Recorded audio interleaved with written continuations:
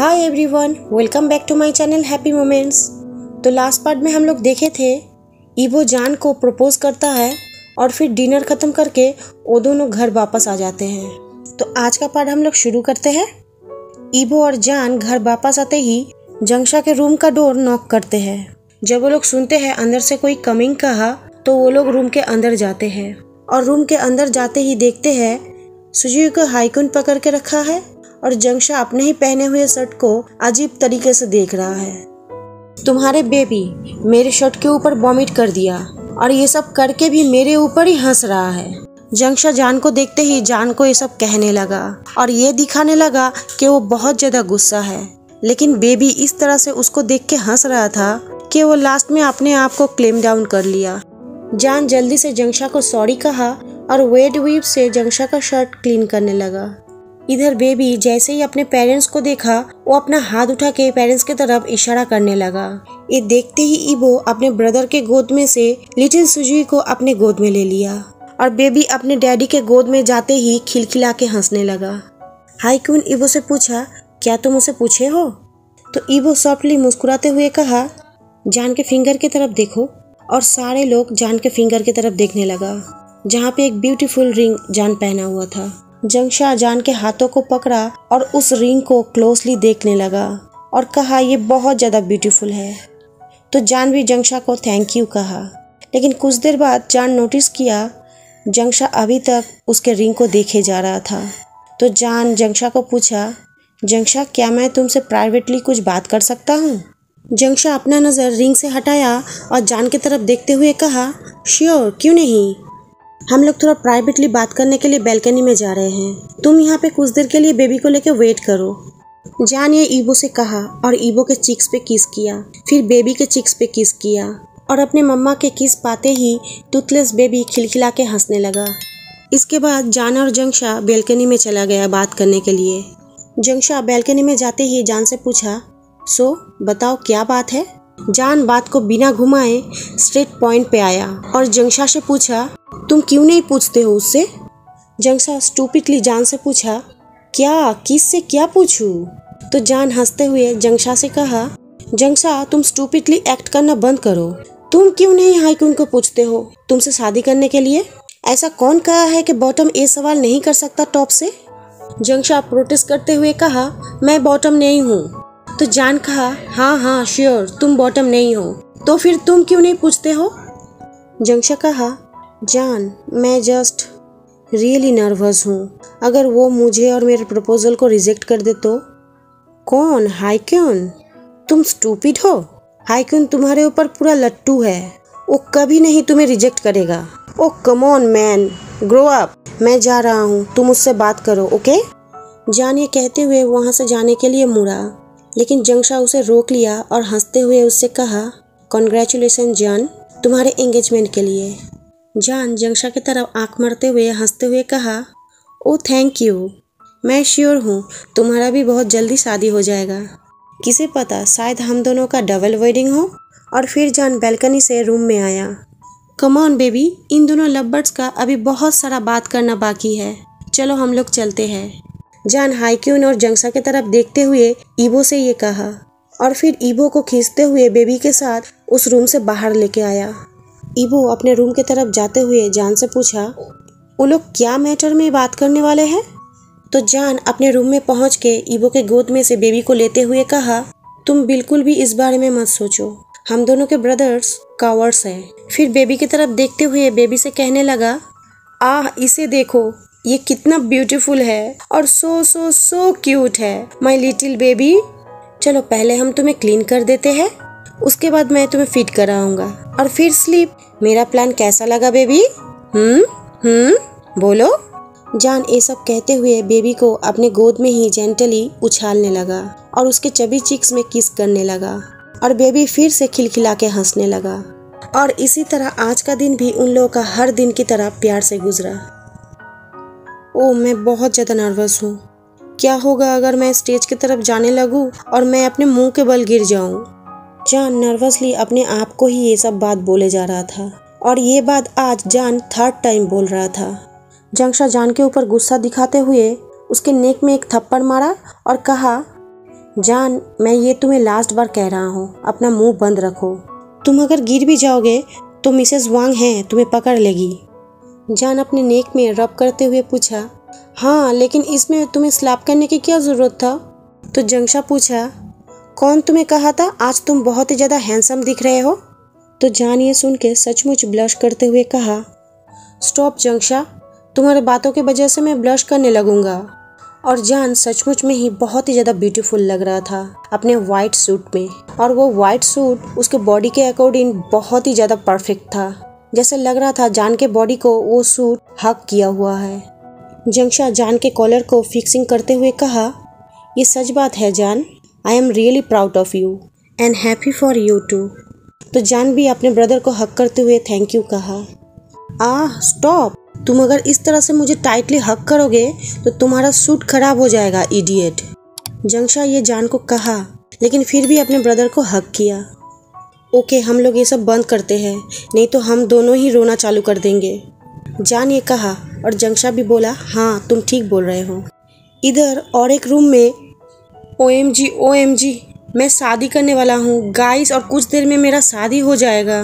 Guys मैं सोच रहा हूँ मैं शादी करने वाला हूँ। ओ मैन, OMG, मैं और कुछ देर में मैरिड मैन हो जाऊँगा। ईबो अपने आप ही ये सब बोलते जा रहा था। मैं भगवान कसम बोल रहा हूँ, ईबो ने अगर फिर से कुछ उल्टा सीधा कहा और अपने आप फिर से बड़बड़ाया तो मैं इस विंडो से कूद जाऊँगा। यू चैन कॉम्प्लेन करने लगा ईबो जो कह रहा था, ईबो के अजीबो गरीब बातों का। तुम लोग दोनों ही अपना मुंह बंद रखो। ईबो, हम लोग ऑलरेडी जानते हैं तुम शादी करने जा रहे हो, मैं तुम्हारे साथ यहीं पे हूँ। और यू चैन, तुम कंप्लेन करना बंद करो, तुम भी ऐसे ही सेम किए थे तुम्हारे शादी के दिन। हाइक्यू उन दोनों को ही डांटने लगा। ओके, आई एम सॉरी, मैं जस्ट बहुत ज़्यादा नर्वस हूँ, रियली नर्वस हूँ। ईबो उन दोनों से माफ़ी मांगते हुए ये कहा। यू चैन कहा, इट्स ओके, मैं भी तुम्हारी तरह सेम किया था शादी के दिन, आई एम सॉरी तुम्हारे ऊपर चिल्लाने के लिए। तो हाइक्यू उन दोनों को कहा, शादी से पहले लास्ट टाइम हम लोग ग्रुप हक करते हैं, और वो तीनों ग्रुप हक करने लगा। रूम के डोर पे नॉक हुआ और जीवन बोली, हे ईबो, ये मैं हूँ, टाइम हो गया है स्टेज पे जाने का। और रूम के अंदर आके ईबो का हाथ अपने हाथों में लिया और वो चारों एक साथ आउटसाइड जाने लगा जहाँ पे वेडिंग सेरेमनी हो रहा था। ईबो बीच में था, उसके साइड में उसका ब्रदर था क्योंकि उसके ब्रदर मैन ऑफ ऑनर था, और एक साइड में यू चैन था जो उसका फैमिली मेंबर था। अब ईबो सिर्फ खड़े होके वेट कर रहा था। कुछ देर बाद वेडिंग सॉन्ग बजने लगा और एवरीवन जो एक दूसरे से बातें कर रहा था वो सारे लोग अपना बातें बंद कर लिया। इवन लिटिल सिजुई जो ग्रैनी फेई के साथ खेल रहा था वो भी म्यूजिक सुन के अपना मुंह से आवाज़ निकालना बंद कर दिया और सारे लोग जान की तरफ देखने लगा जो कि ईबो की तरफ चले आ रहा था। जान देखने में बहुत ज़्यादा ब्यूटीफुल लग रहा था और उसका एक हाथ अपने फादर इन लॉ के हाथ में था। ईबो ब्यूटीफुल जान को देखते ही उसका फिर से सांस लेना मुश्किल हो गया। उसके आंखों से आंसू बहने लगा, लेकिन आंसू के साथ साथ उसके फेस में एक स्माइल भी आ गया और वो जान को देख के धीरे से कहा, ब्यूटीफुल। इधर जान जैसे ईबो को देखा उसका जितना भी नर्वसनेस था सारा गायब हो गया और उसके चेहरे पे एक बिग स्माइल आ गया। उसे बस उस मोमेंट में लग रहा था उसके चारों तरफ सब कुछ स्टॉप हो गया है और वो और ईबो सिर्फ वो दोनों ही एक दूसरे के सामने उस सेरेमनी में खड़ा है। जान फाइनली जब ईबो के सामने पहुंचा तो अपने फादर इन लॉ को हक किया और प्रीस्ट पूछा, कौन इस मैन का हाथ इस मैन के हाथ में देगा शादी करने के लिए? तो हंसोल जान के हाथ को ईबो के हाथों में देते हुए कहा, मैं उसका फादर इन लॉ। तो प्रीस्ट जान और ईबो के हाथों को एक दूसरे के हाथों के ऊपर रखते हुए कहा, तो अब हम लोग शुरू करते हैं। जान, मैं जो भी कहूँगा तुम मेरे पीछे पीछे वही बात रिपीट करोगे। मैं साउजन भी रिपीट किया, मैं साउजन वांग ईबो को मैं अपना हस्बैंड मान रहा हूँ। आज से मैं मरते दम तक उसका साथ निभाऊंगा, चाहे बेटर सिचुएशन हो या वर्स्ट सिचुएशन हो, चाहे वो पुअर हो या रिच हो, चाहे उसका सिकनेस हो चाहे वो हेल्दी हो। मैं प्रॉमिस करता हूँ हर सिचुएशन में उसे मैं लव करूँगा और उसे चीयर करूँगा। जान ये कहते हुए अपना बातें फिनिश किया, लेकिन उसके आंखों से आंसू बहने लगा, लेकिन उसके चेहरे से स्माइल गायब नहीं हुआ था बल्कि और ब्राइट हो गया था। अब ईबो का बारी था, वो भी कहा, मैं वांग ईबो शाओजान को आज से मैं अपना हस्बैंड मान रहा हूँ। मैं मरते दम तक उसका साइड में रहूँगा और उसका साथ निभाऊंगा, चाहे वो बेटर सिचुएशन में रहे या वर्स्ट सिचुएशन में, चाहे वो रिच रहे या पुअर, चाहे वो सिक रहे या हेल्दी। मैं प्रॉमिस करता हूँ हर टाइम उसका साथ निभाऊंगा, उसे लव करूँगा और उसे चीयर करूँगा। ईबो भी अपना बातें फिनिश किया स्माइल के साथ, जो कि और कोई नहीं देख सका सिवाय जान के। हमेशा इस तरह का प्यार एक दूसरे के लिए अपने दिल में रखना और अपना प्रॉमिस पूरा करना। अभी तुम दोनों रिंग एक्सचेंज करोगे और एक दूसरे को किस करते हुए सील करोगे अपने प्रॉमिस को। क्या तुम दोनों के पास रिंग है? वो मेरे हाथों में दो, प्रीस्ट ये कहा। और प्रीस्ट का बात सुनते हुए ईबो प्रीस्ट के हाथों में अपना रिंग दिया पहले। फिर प्रीस्ट शाओजान की तरफ घूम के शाओजान से उसका रिंग मांगा और शाओजान भी प्रीस्ट को अपना रिंग दे दिया। प्रीस्ट ईबो की तरफ घूमते हुए कहा, ये रिंग अपने हाथों में लो और अपने पार्टनर के तीसरे नंबर उंगली में ये रिंग पहनाओ। वो दिल के करीब होता है।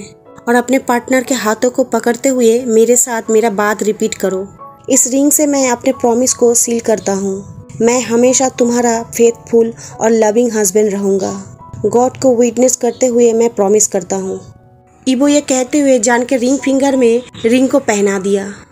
ठीक जिस तरह से ईबो जान को रिंग पहनाते हुए अपने प्रॉमिस को सील किया, ठीक उसी तरह से जान भी ईबो को अपना रिंग पहनाते हुए अपने प्रॉमिस को सील किया। और प्रीस्ट फिर से कहा, मैं अब अनाउंस करता हूँ, तुम लोग अब हस्बैंड एंड हस्बैंड हो। ईबो तुम अपने हस्बैंड को किस करते हुए ये मैरिज कंप्लीट करो। और जैसे ही ईबो प्रीस्ट के मुंह से ये चीज़ सुना, वो अब अपने आप को होल्ड बैक नहीं करने वाला था। वो तुरंत अपने लिप्स को जान के लिप्स पे प्रेस कर दिया और जान को लविंगली किस करने लगा। उस किस में सिर्फ लव था, कोई लॉस्ट नहीं था। कुछ सेकंड बाद जब दोनों अलग हुआ तो प्रीस्ट अपना बातें कंटिन्यू किया। लेडीज़ एंड जेंटलमैन, ये मेरा प्रिविलेज है कि मैं आप लोगों के साथ फर्स्ट टाइम शादी के बाद इन लोगों को इंट्रोड्यूस करा सकूं। तो ये मिस्टर एंड मिस्टर वांग हैं। ये सुनते ही सारे लोग खड़ा हो गया और क्लैप करने लगा, उन दोनों को चीयर करने लगा, अपना बेस्ट विशेस देने लगा। जान स्माइल के साथ ईबो का हाथ टाइटली पकड़ते हुए ईबो से कहा, आई लव यू और मेरे लाइफ के आखिरी सांस तक मैं तुम्हें प्यार करता रहूँगा। ईबो भी रिप्लाई किया, आई लव यू टू। और इसी तरह वो लोग अपना ज़िंदगी हैप्पीली बिताने लगा। और यहाँ पे ही इस एफएफ का हैप्पी एंडिंग हो गया। फ्रेंड्स, ये एफएफ तो ख़त्म हो गया। नया जो एफएफ मैं शुरू करने वाली हूँ उसका नाम है do not let me down. एक वांगशन एफएफ है, टॉप वांगजी है, बॉटम विंग है। मुझे पता है आप लोग बोलेंगे ज़्यादा वोट तो टॉप ईबो के एफएफ को मिला था, तो वांगशन क्यों? वो इसलिए क्योंकि अभी टॉप ईबो का कोई भी एफएफ मुझे ठीक से पसंद नहीं आ रहा था। और ये एफएफ मैं शेयर कर रही हूँ इसलिए क्योंकि ये एफएफ मुझे पसंद है और मुझे लगता है आप लोगों को भी पसंद आएगा। तो ये एफएफ का स्टोरी इस तरह का है कि विंग और वांगजी दोनों बहुत दिनों से डेटिंग कर रहा था, लेकिन एक बैग विंग वांगजी से ब्रेकअप करने के लिए बोलता है। विंग वांगजी से बोलता है कि वो वांगजी से प्यार नहीं करता था, इतना दिनों तक उसके साथ टाइम पास कर रहा था। और वांगजी ये सुन के सोचता है उसका अंकल विंग के बारे में जो कुछ भी कह रहा था शायद सच है, तो उन दोनों का ब्रेकअप हो जाता है। लेकिन वांगजी उसके ऊपर गुस्सा नहीं करता, बल्कि उसे कहता है कि अपना ख्याल रखना और पढ़ने के लिए अब्रॉड चला जाता है। तो इस स्टोरी में आगे हम लोग देखेंगे क्या विंग सच बोल रहा था, उन लोगों का ब्रेकअप क्यों हुआ था और फिर से क्या उन दोनों का मुलाकात होगा। ये स्टोरी 20 या 21 चैप्टर का है और ये एक मॉडर्न वांगशन एफएफ है, लेकिन ये स्टोरी मेरा लिखा हुआ नहीं है, तो इस स्टोरी का पूरा क्रेडिट रियल ऑथर को ही जाएगा। चलो मैं जल्दी ये एफएफ शुरू करूँगी। इस वीडियो को लाइक शेयर कमेंट करना मुझे कैसा लगा ये वीडियो आप लोगों को, और इस चैनल को सब्सक्राइब जरूर करना। तो आज के लिए मैं चलती हूँ, बाय बाय फ्रेंड्स।